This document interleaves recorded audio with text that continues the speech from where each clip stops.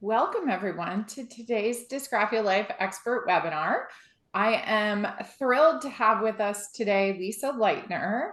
I had been reading Lisa's blog, A Day in Our Shoes, back pre-pandemic when I was going through my own IEP journey with my student who has dysgraphia. And I found a lot of useful tips and suggestions. So I'm thrilled that she can be here with us today to talk to our dysgraphia community and all the parents and guardians out there with helpful advice for the process of getting school-based services and IEPs. So Lisa, welcome.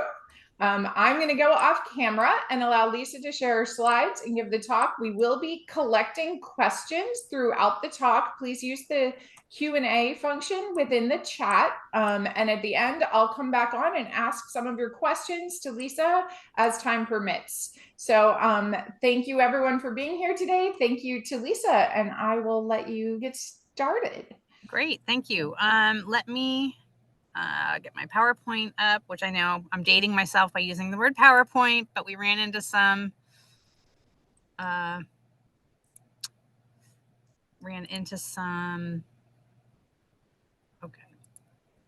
issues with Canva. So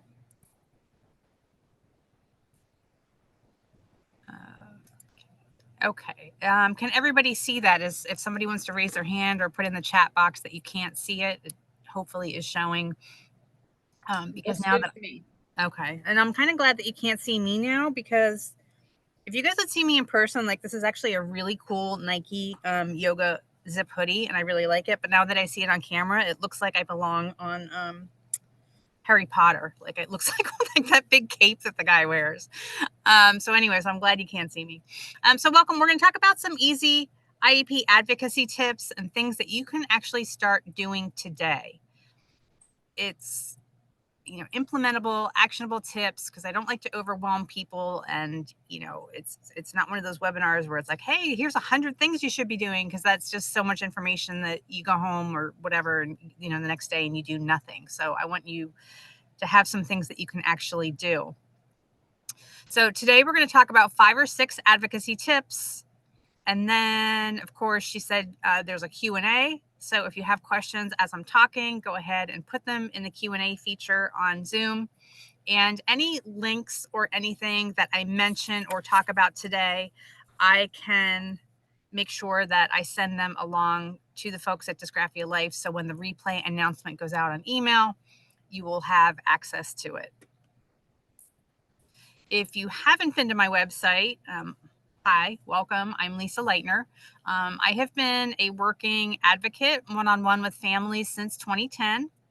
I was named Advocate of the Year for my county. My county, I live in suburban Philadelphia, and it is kind of a hot spot for advocates. Not a lot of people, there's parts of the country where there's not a lot of advocates. That's not the case here. There actually are, thankfully, a lot of advocates for families. I started my website in 2011, and it actually had a much different focus. It was really more of an online filing cabinet for me more than anything else, because I would be saying the same things over and over to my clients, like, well, here, you should try this, and then next you should do this. Or if they said, do you have any suggestions for this? Like, I was just typing up the same stuff over and over, and I was like, gosh, what if I just had a link to send them? Like, why am I typing these same things over and over? And that's really how the site developed. In 2021, I began doing online training, which you can find online if you look for Don't IEP Alone. That's the name of my online training program. And I've been a presenter or on the board of many disability organizations. Right now, I am on the Parent Advisory Committee for the Epilepsy Foundation, and another committee for the Philadelphia Department of Public Health, which is just, even though it's IEPs, like the whole disability thing and helping families and providing resources and assistance in the city of Philadelphia, it falls under the Department of Public Health. So that's where it is. I have testified before many state Senate committees here in Pennsylvania. I am an active paid and volunteer lobbyist for issues that affect our kids. Most often it's school funding more than anything else, because school funding is kind of like the root of all evil. And if our schools were funded properly, we probably wouldn't have as many fights as we have. I'm also in the Congress for the Rare Disease Legislative Advocates, and I work closely with the Learning Disabilities Association of America. So that's me and my son, Kevin. We are Eagles fans. And those are my two websites. adayinourshoes.com is my, it's jam-packed now with over 800 articles and resources, mostly about IEPs. And adayinourshoes.org is where you will find my paid products, my IEP toolkit, the mini courses that I offer. And we just released a new mini course on behavior. And then there's the full course and all that fun stuff.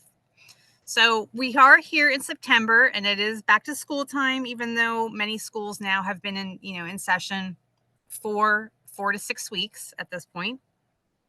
But September can be a great time, not just for back to school, but a lot of people use it as kind of like a mini New Year's, and we've been slacking all summer long. And then when back to school comes, like we almost kind of use it as, okay, I'm going to start meal planning again, and I'm going to start doing this, and I'm going to start doing that. So it's kind of like a mini New Year's resolution time. So this is really a great time, since you have a new school year, a new set of teachers, to really just get into new habits. These are things that we should be doing all the time anyway, but September is a great time to start it because, again, it's a new year, it's new teachers, you're starting fresh, and you can develop new advocacy habits.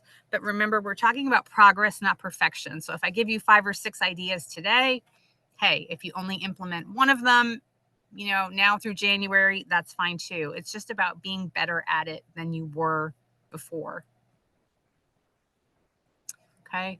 One important thing to remember is that I think a lot, what keeps a lot of parents from engaging and from adopting new habits and kind of digging in, and part of it, of course, is intimidation and overwhelm. And we all have kids, and we have jobs, and we have other kids, and some people are taking care of aging parents, and we have a lot going on.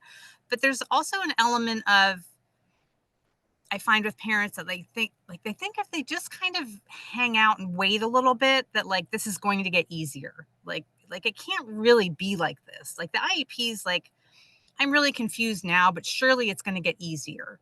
So I'm here to tell you some bad news, is that the IEP process, it never gets easier.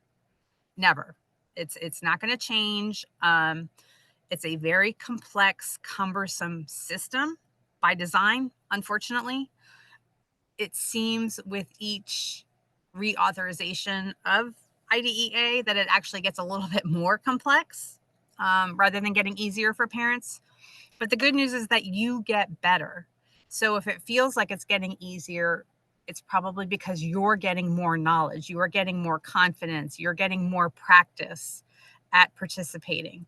But the IEP process itself, it's not going to get easier. So if you get a report, for example, on your child, and you don't really understand the report, which happens a lot. That's something I'm dealing with a lot of clients right now, is not understanding their evaluation reports. And it is overwhelming, and it is confusing because we don't do that job. We're not a school psychologist by trade. So I think a lot of parents, they don't dig in because, one, they're confused and they don't understand it, but they think, well, it can't really be like this. Like, surely the next report I get, it won't be this difficult to understand. Unfortunately, your next triennial report, or if you ask for evaluations before 3 years, your next report is going to be filled with probably very similar charts, graphs, data boxes, things like that, it's not going to get easier. It's about you digging in and learning it. So if I can leave you with any one goal today, as we sit here in September at back to school, and there's a reason I put a little phone there on this slide, is that this year I want you to avoid the February freakout. And what the February freakout is this, and I speak for a lot of advocates when they say that once the holidays die down and it's middle of January, beginning of February, our phones just absolutely blow up. And it's for a variety of reasons. One is that usually in February, you're getting a second report card for your child. In February, you are often, depending on the age of your child, you are getting an invitation to a second parent-teacher conference. Many ESY decisions, and ESY is extended school year. It's the programming offered to qualifying eligible students with IEPs in the summer. But it's when ESY decisions are usually made and communicated to parents. And also, just because of the nature of the IEP timeline and how the school year works, a lot of kids have their IEP evaluations and IEP annual meetings in February and March.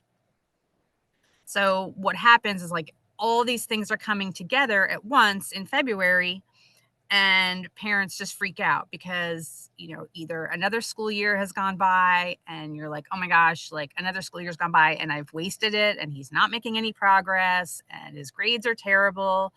And, I talked to the teacher at the parent teacher conference in November, and here we are at February and nothing's changed. And what do I do? And again, our phones just blow up with people looking for assistance because all of these things just happen at the same time for parents, and they want to make the most of what's left of the school year, or get into ESY, or get a more meaningful ESY program, all these different things. They all want this to happen, and they just kind of freak out that another school year has come and gone, essentially, and then their child is not where they would like them to be. Their IEP is not where they would like them to be. So if anything today, some of these tips, if you start implementing them now, when you do get that invitation to a parent-teacher conference, the IEP meeting in the spring, when it comes to talking to your team about ESY, you're going to have what you need in place to, satisfy the team and be able to show that that's what your child needs, and you won't be freaking out, hopefully. Okay. I don't know if any of you if you've read the book Atomic Habits. I read it probably once a year. I don't read it cover to cover once a year. I mean, mine's all dog-eared and written in and all that. I read mine all the time, but I definitely refer to it at least once a year to kind of re-energize myself, refocus when I find myself getting off track with what I want to do and what I need to accomplish. I usually find that it's because my habits have fallen off, because we are a product of our habits. And if you've read the book, you know that this is his philosophy. So it's about flipping your thinking and how you think about what your goals are for yourself and your child. So rather than putting a goal for yourself of, okay, this year I am going to be a better advocate for my child. That's my goal this year. You flip it to the habits and you say, okay, this year I am going to implement better habits. I am going to implement advocacy habits that will make me a better advocate. So to kind of make that relevant to everyday life, and he uses examples similar to this in his book, is that rather than setting a goal of, I want to lose 20 pounds, or right, I'm going to get into shape, right? How many of us say that every January? Like, I'm going to get into shape this year. I mean it. It's about, no, that's not going to, my goal isn't to get better health or get into shape. I'm going to make it a point that I'm going to walk 5 days a week. I'm going to make it a habit that I'm not going to buy soda anymore, and I'm going to drink water. Because if you implement the habits of walking every day and drinking water instead of soda, you will achieve that goal of losing weight and having better health, right? So if you say, okay, I'm not going to spend as much time on my phone as I usually do, right? I'm spending way too much time on my phone. This has got to stop. And it doesn't stop. No, you make it your goal that, okay, I'm going to take my apps off my phone at night. I'm going to buy an alarm clock. I'm not going to use my phone for the alarm. and I'm going to put my phone in another room, and on my nightstand, I'm going to buy myself a little reading light and put a book there. So it's about implementing those habits that will result in what you want. Okay. And then of course, the last one I put there is, if you want to spend less money online shopping, that's easy to say until you're scrolling on your phone or having a bad day at work and you find yourself online. Don't store your credit card information online.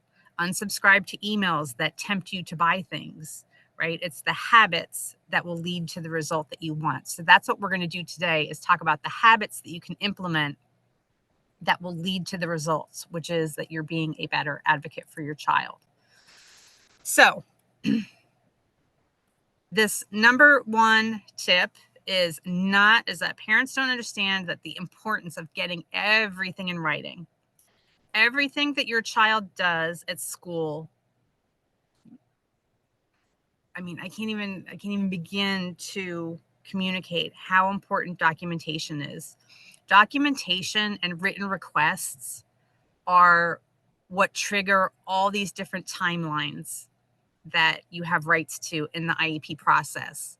So if you verbally request that your child gets evaluated for something, you haven't triggered the timeline until you've submitted a written request. That is what triggers the timeline. So if you submit a written request for something, the school district has 60 days. If you do it verbally, it doesn't trigger that timeline. If you didn't write it down, it didn't happen.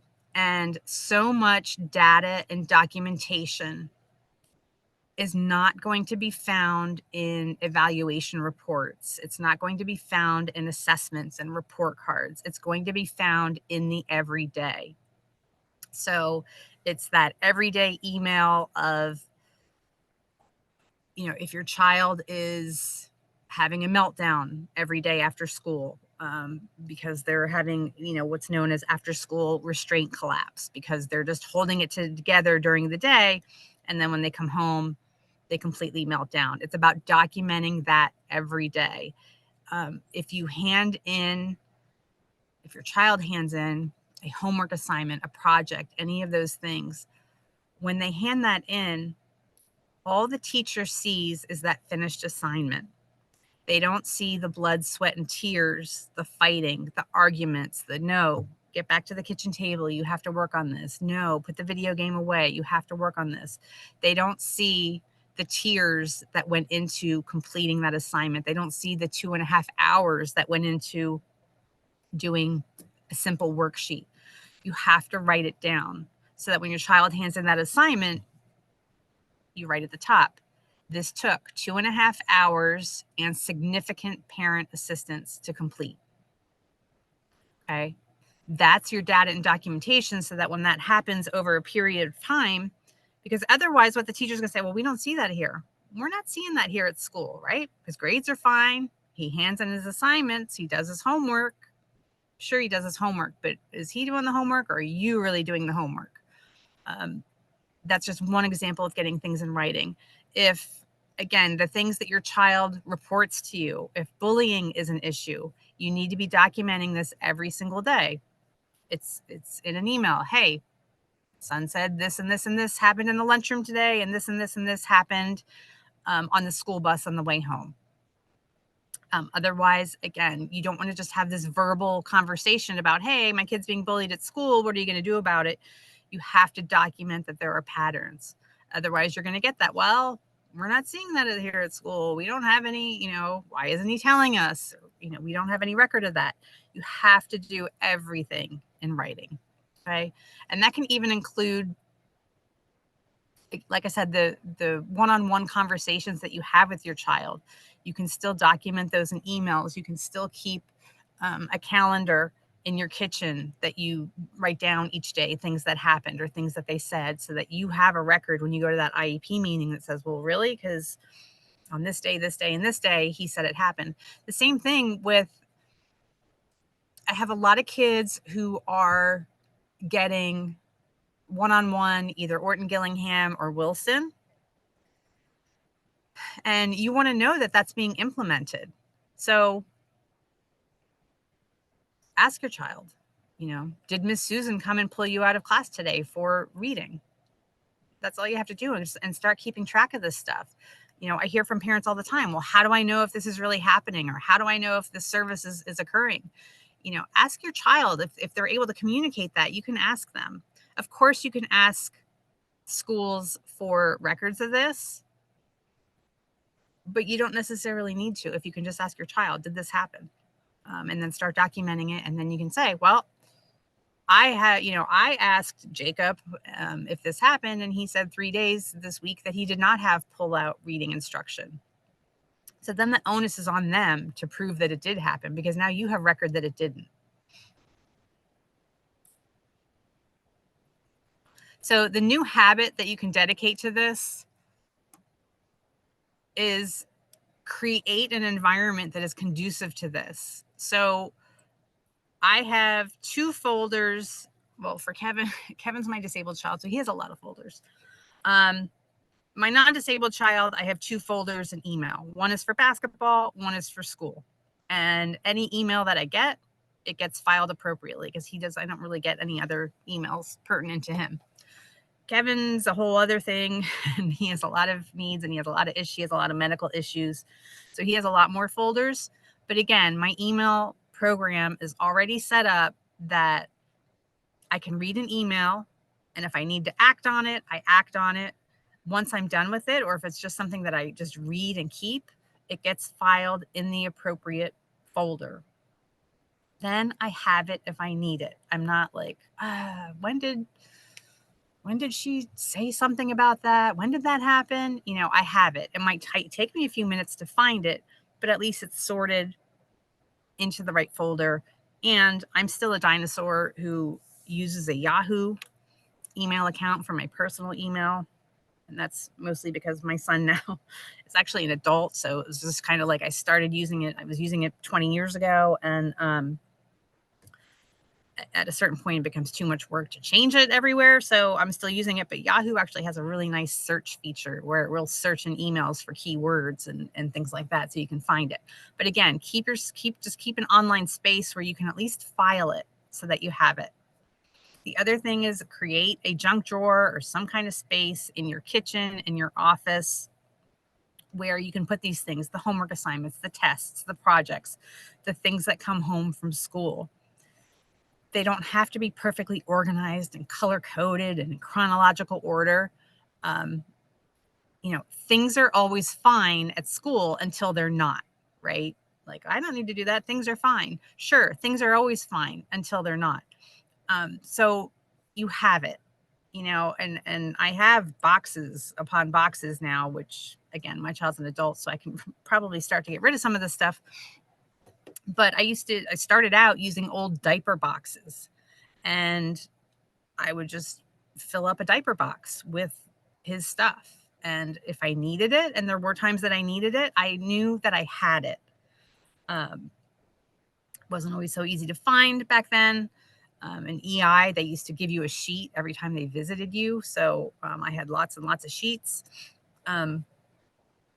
But again, I knew that I had it if I needed it. It wasn't like, when did that therapist say that? Or what were we working on? Or didn't she say something about that? Like, I knew I had it.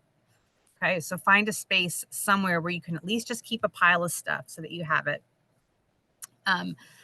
Again, a notebook or a calendar to jot down daily things, so that if you pick your child up from school, you pick them up from practice or after school tutoring or whatever it is, and you have these conversations that happen, you can document it.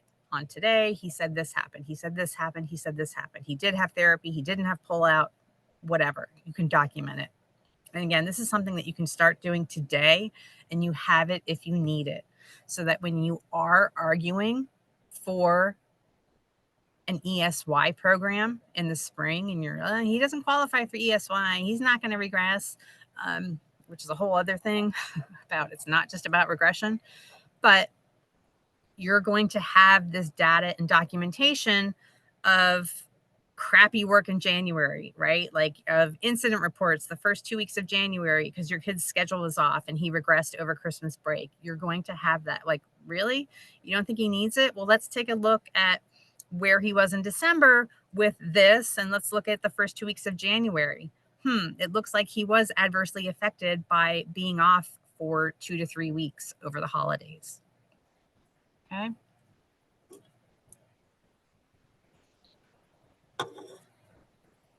This is something I will send out more links about, the PWN. The PWN stands for prior written notice. And I do entire workshops just on that, so I don't want to go too deep. But it's essential that you understand that the PWN here in Pennsylvania, they decided to call it a NORP, but it's essential that you understand the value and the importance of the prior written notice. Basically, in a nutshell, what the prior written notice is,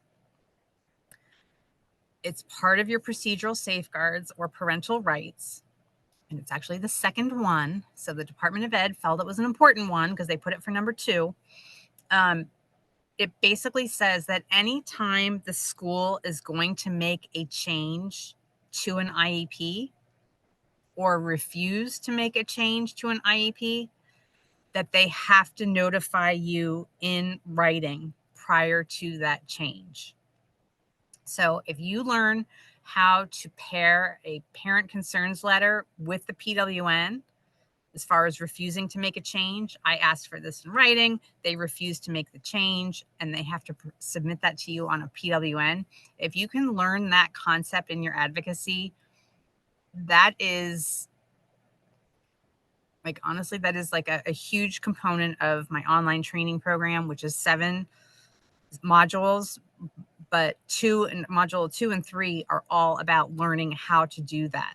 If you can learn how to do that, I'm telling you, it works. I don't know how else to say it besides, we had one of our training sessions yesterday and parents are just like, oh my God, I'm so glad it works. I don't even know how else to tell you except it works.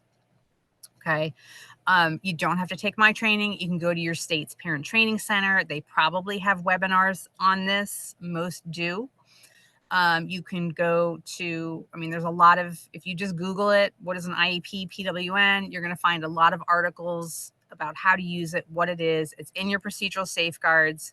But again, it is just essential that you use it because a lot of school districts are ignoring the PWN, or they're just kind of skating over it. They're not doing it with fidelity, and they're not submitting complete PWNs to parents and things like that. So if you can really learn how to use that, your advocacy will get so much easier.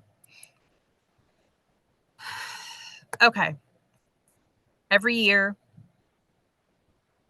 let me back this up a bit. Parents will come to me and they learn something about IEPs and they'll go, well, why didn't they tell me? Or why didn't they tell me? Why didn't the school tell me this? If the school sat you down in your IEP meeting and they handed you your procedural safeguards booklet and they made you sign the form that says you have received your booklet of parent rights, if they handed you the booklet and you signed the sheets, they did tell you. They have completely fulfilled their legal obligation.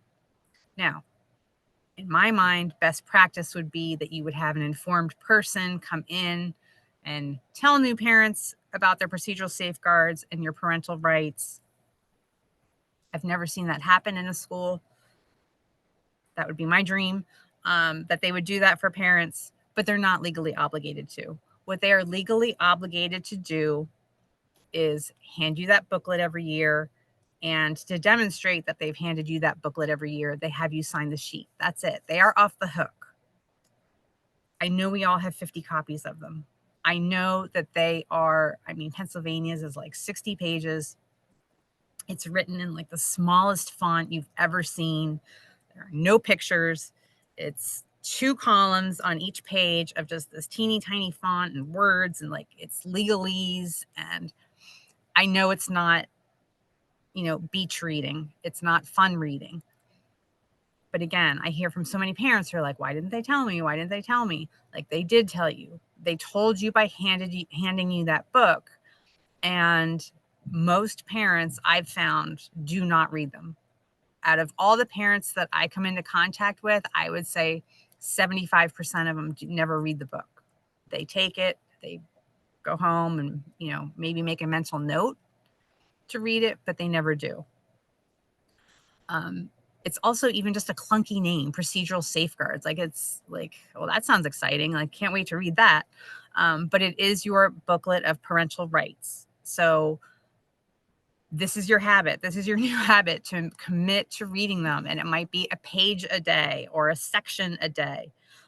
For a long time, I used to keep a copy folded in half in my purse. And honestly, we spend so much time in waiting rooms with my kid or at sports practices. Yeah, while I'm sitting in the car waiting at sports practice, I was reading procedural safeguards because I learned something new. Every time I comb through them, I find a little phrase or clause, and I'm like, wow, I didn't even realize that was in there.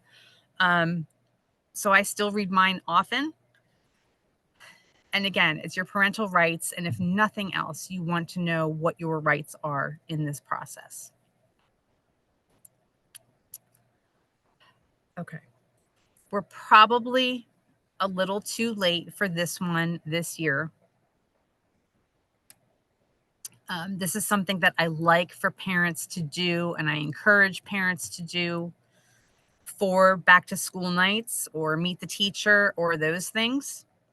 And it's you, the parent, compiling a one-page IEP, or what it's also known as a snapshot IEP. And I have templates, free templates on my site. You can find them elsewhere online. And first of all, let me just acknowledge, because parents go, well, they're responsible for the entire IEP all day, every day. Yes, I know this. I'm well aware of that. Trust me. However, a one-page IEP is good for two reasons. One is that it creates an opportunity for you, the parent, to revisit your existing IEP. And if you had to dumb down your IEP to one page, you very quickly learn, like, what is really a priority for you? And is that thing that is a priority for you, is that a priority for the team? So one, it's just a great exercise to do mentally for your advocacy. But the other thing is that it lets the teacher and the team know what your priorities are, right? Like, if you had to dumb it down to to one page, what are the things that you would pick out that are essential? Like, what are the things, the accommodations that if they don't happen, it's going to be a complete disaster for your child? And it might be an accommodation, something like, you'd be surprised at a lot of kids I have on their IEP that you are not to call on them to speak in front of the class. You're not to call on them to read in front of the class, things like that. And what happens when a substitute teacher comes in? Every single time, it never fails. Substitute teacher comes in, substitutes, let's be honest. Look, again, I know that schools are responsible for IEPs all day, every day. Substitute teachers do not come in the morning of subbing and read 800-page IEPs. They just don't, right? But if you do a snapshot IEP or a one-page IEP, and you can even tell your teacher, hey, if you could put this in the subfolder so that when the sub comes in, they see this. Don't call on Jacob to read in front of the class. Jacob has, maybe Jacob has some kind of medical issue where he needs a lot of water, or he needs to go to the bathroom every half hour, or all these different things that it's essential that those things happen, so that the substitute comes, no, you're not going to the bathroom every half hour, and no, you can't have water at your desk. And, all these little things that are seemingly small, but that they'll create a disaster if it doesn't happen.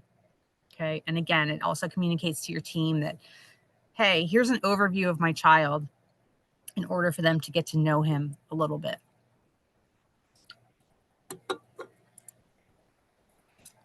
Okay.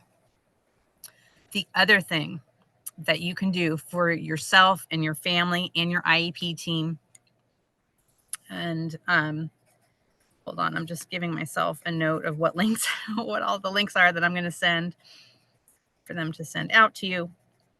I do have a free PDF booklet on my site for you to do a vision statement for your child. You should do it with your child. They should participate to the maximum extent possible. The way I describe a vision statement is this, is that your IEP is your roadmap. Your vision statement is your destination. So how do you know, how can you even begin to draw up a roadmap if you don't know where you're going? So the vision statement, the younger the child is, the less specific your vision statement is going to be. The older your child is, the more specific it's going to be, right? Because by 10th or 11th and 12th grade, when you're doing these, you should have an idea if college is an opportunity, is going to be an option for them, is community college, living at home, supported living, supported employment, all these different things. Like what are the options? What do you want? Where should your IEP be pointed, right? Like if we're drawing up a roadmap for your child, again, where is it going? Because you need to communicate this to the IEP team, because you'd really be surprised at how often this doesn't even come up. And IEPs are developed, of course, they write these goals based on the testing and assessments. And the IEP team may not think that your child is college material when you do, and it might be a very realistic possibility for them. Or they're pointing a child toward college who doesn't want to go to college, wants to go to a trade school, wants to go to a vocational school, who knows? But again, you have to do this so that you and your family are all on the same page and you know where you're going. And again, that the IEP team knows that, hey, this is our end result. This is what we view. This is our vision for our child in adulthood, so that they can help them get there.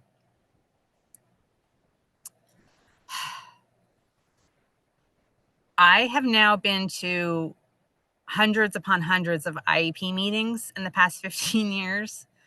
And I know you parents, and I know what you all do when you get a brand new IEP. The first thing everybody does is they flip to the back to see how much of this and how much of that I'm going to get, right? Have my services been cut? Are they proposing that this cut this many hours and so on? I'm genuinely surprised at how many parents don't read the entire IEP. And I know this because they'll call me and they'll say, well, last IEP, he was classified under autism. Now I'm reading it and he's classified under emotionally disturbed. And I'm like, well, did you read the IEP before you agreed to it? Like, no, they don't. And they don't read those fine details where it's, I get it. It's just a list of check boxes and they just kind of flip over it. And again, flip to that back as far as, well, where's my child's placement? Did that change? And did my supports and services change? Are we losing anything? And they don't read the fine details of, all of it, from eligibility category to, there's a whole page on special factors, and assistive technology is one of them. And if you don't have that assistive technology box checked under special factors, well, good luck getting assistive technology added to your IEP. That's just how the system works. So please read the entire thing from cover to cover, even the cover page, this seemingly innocuous cover page. If they have your ex's address and information on the IEP, that is who they are required to reach out to and to invite to meetings. You need to make sure, if you're in one of those situations where the relationship might be a little contentious with your ex, you need to make sure that you are on there listed as well. If it's not documented, they're only required to invite the person and the address that's listed there. And again, things are always fine until they're not. And you say, oh, that's fine. My ex and I get along just fine. Again, things are always fine until they're not. He'll tell me about the meeting. Okay, what if he doesn't? Like, what, again, it's that what if he doesn't? And I don't mean to sow mistrust and create problems where there are none, but it's just such an easy fix to, hey, he spends half his time with me. Let's add my address to his contact information as well, because 50% of the time, that is where he is. Okay. So again, go through it all, make sure that all of it is correct. So to recap, the 5 or 6 things that we're talking about, commit mentally to getting everything in writing and put the systems in place for you to do so. Commit to learning your PWN and your parent letter. And again, I will send out links so that when they upload this video to their website, that they have the links to go with it. If it's too late now, that's fine. You've already done back to school, but consider doing a snapshot IEP or a 1-page IEP. A vision statement. And please read your procedural safeguards and your IEP. I know that sounds like you're like, really, lady? Like, that's your advice? Like, you're telling me to read my procedural safeguards and read my IEP?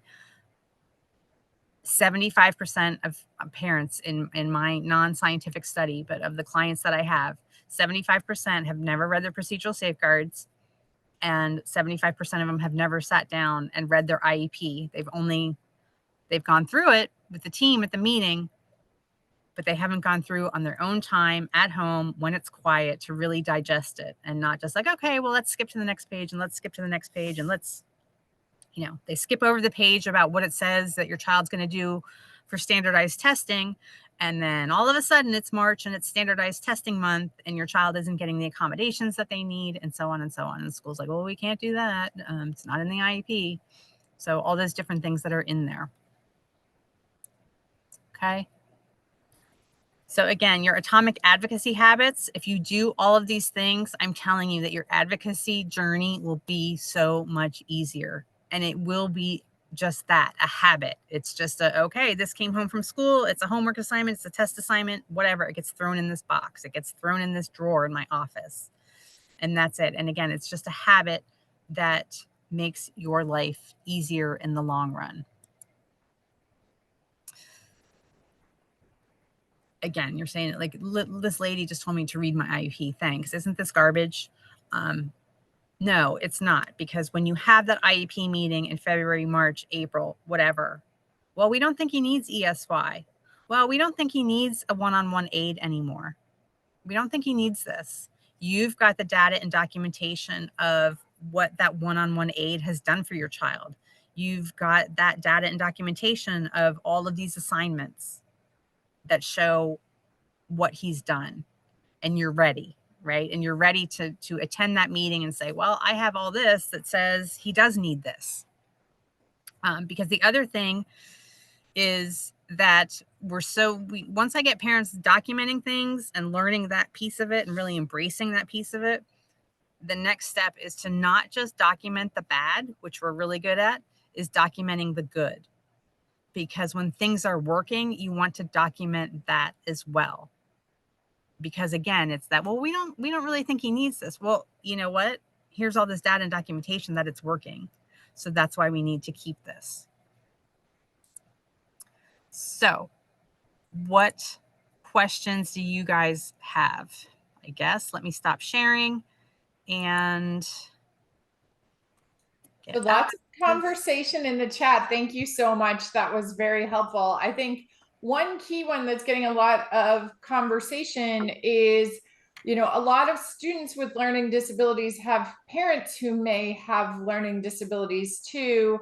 How do you handle that, reading all this documentation when the parent themselves may have dyslexia, ADHD, some sort of learning disability? What are your tips and suggestions for that? Right. Yep, that's very common. And I'm glad that you asked that. Because yes, all this stuff is so genetic, right? We know this now, and you're like, oh, now I'm seeing things, we see things in our kids and we're like, I get it now.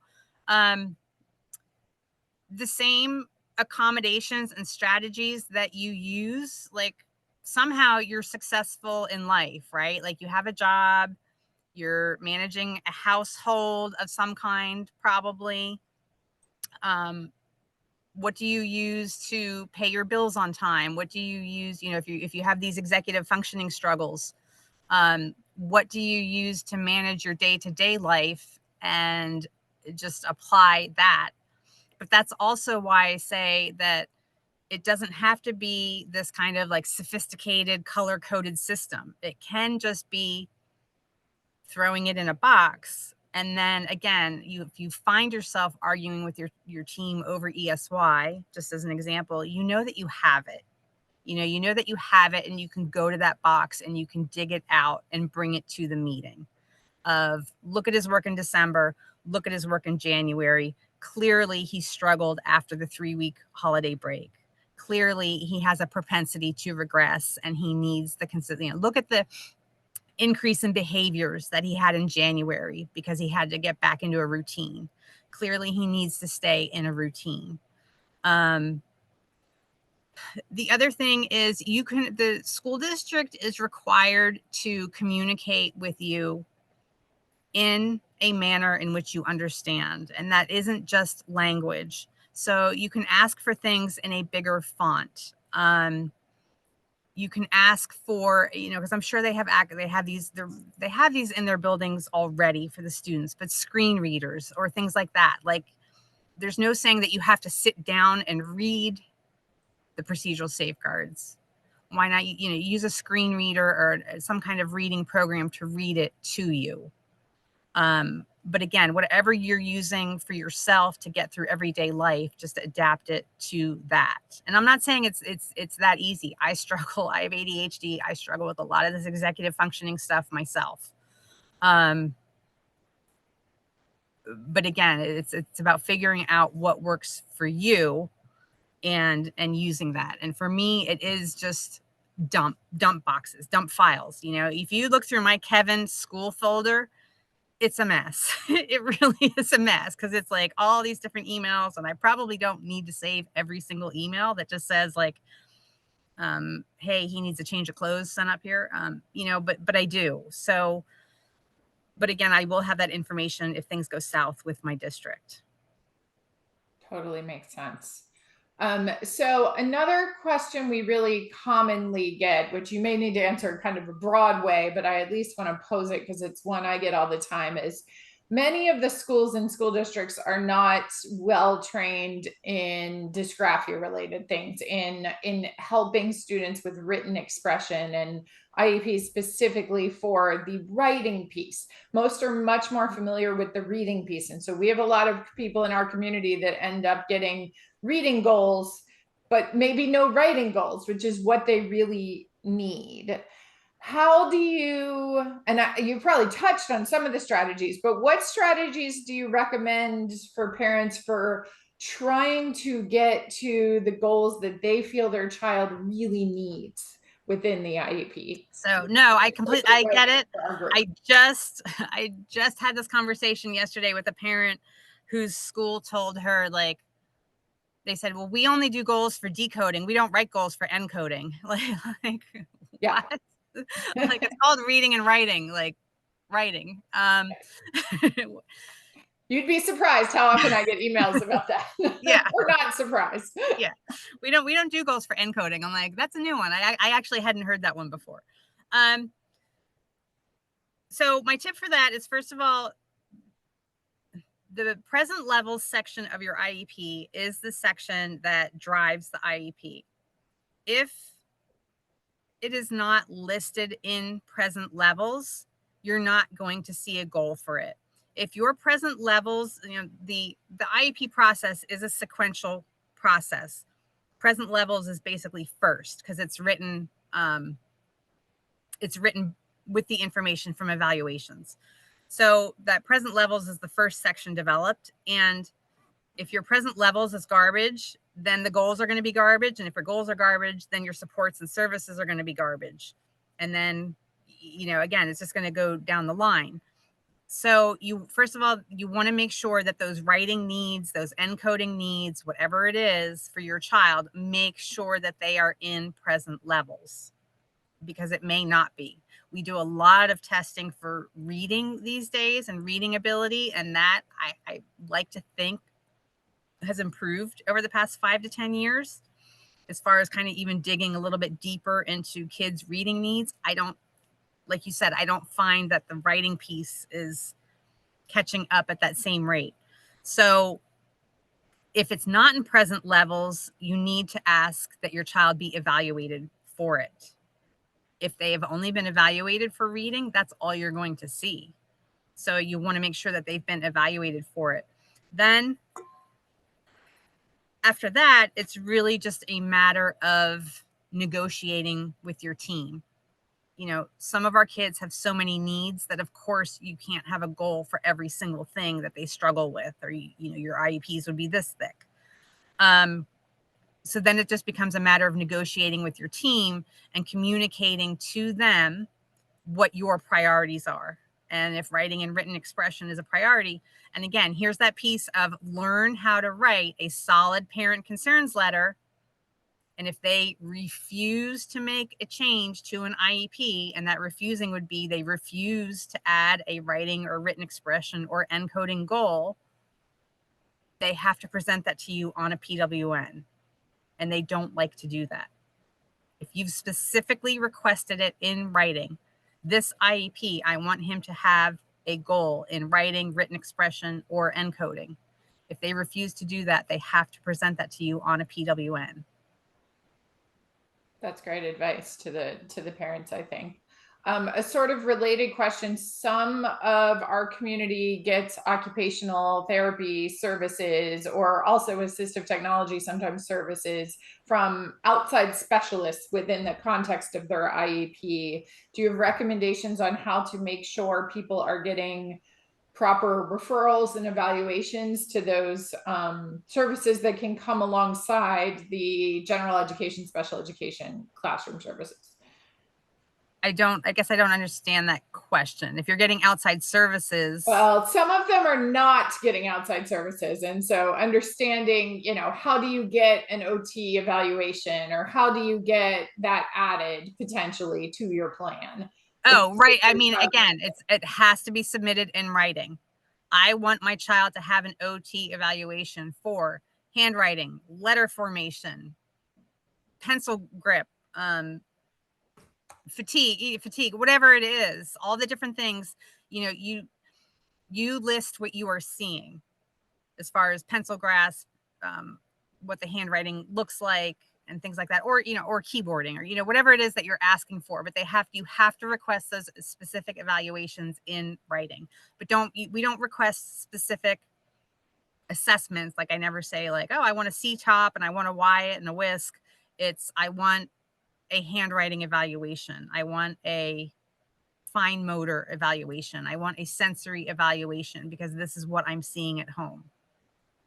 And your point to keyboarding is important too, because we see that a lot with our older kids, for, you know, once they get to middle and high school, and people don't realize that keyboarding can be an IEP goal. It is Yep. allowed to be an IEP goal, and that is something. Anything is allowed to be an IEP goal.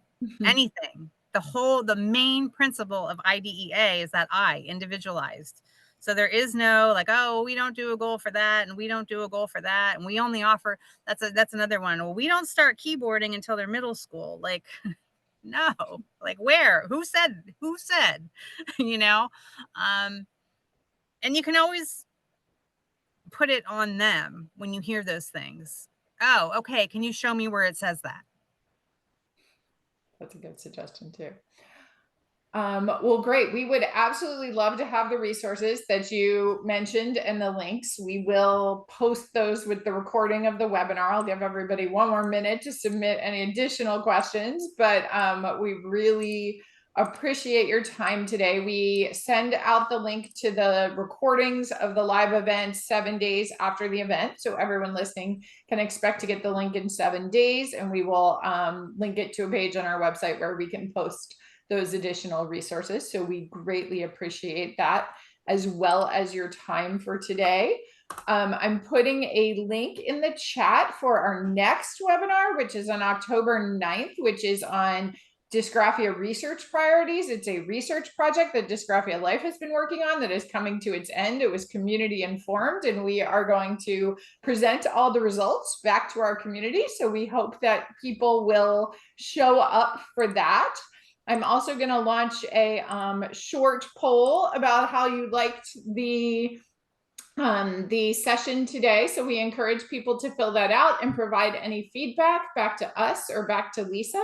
We really appreciated her time today. There were a lot of positive comments in the chat about how helpful this information was, how much they liked your hoodie, and how useful this would be for students that they work with. So we appreciate that very much. And then my last plug is that it is almost Learning Disabilities Awareness Month, which we call Dysgraphia Awareness Month, but obviously many other groups are looking at many other learning disabilities. And we have a place for people to share their dysgraphia story, which I am also putting in the chat. It is at www.dysgraphialife.com/story. We would love to hear your dysgraphia stories, and particularly for Awareness Month this year, we're looking for stories of strengths, of what is your child amazing at or your student amazing at, that they are doing a great job, even if writing might be a challenge for them. Many of our students have some amazing strengths we want to highlight while we're raising awareness about dysgraphia. So thank you again to Lisa. We really appreciate your time today. And thank you for everyone who attended. Thank you.